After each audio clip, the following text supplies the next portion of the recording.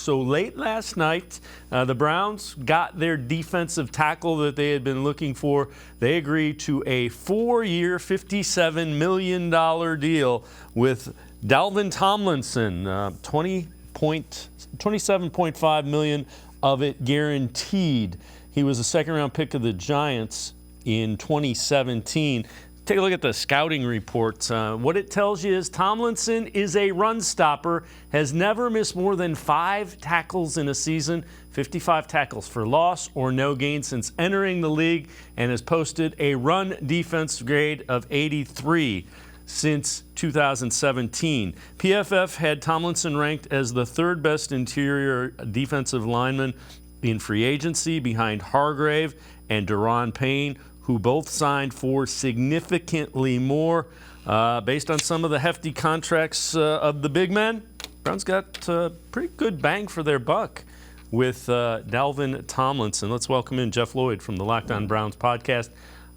Jeff, they got value with both of them, a little bit less than I thought both of their 2 defensive lineman signings would cost them.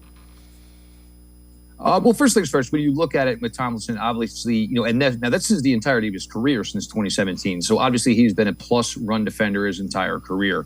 With Payne, with Hargrave, we're talking about guys that were both in the double-digit sack total last year. Certainly that's not necessarily Tomlinson's game, but that might be what's even more appealing to the Cleveland Browns. As we all know, the run defense last year from the interior defensive line was, atrocious is probably putting it mildly. So you go out and basically you find the best guy, in your opinion, to do just that. And he has a history of it. He's a kind of guy where he gets his hands on you, it's over. You know what I'm saying? He's not going to let running backs run through him. This was a very, very crucial signing because now you basically have your number 1 guy in the room. And, we were last year, we weren't sure who number 2 was. We weren't sure who number 3 was. I mean, you were trying to say, well, Taven Bryant's played, the best of them. But just because you're the least rotten apple of the rotten apples doesn't necessarily mean you're a good thing.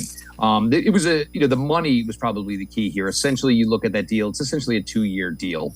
The way it works out, so you're getting Dalvin Tomlinson for year 28, age 28 season, age 29 season.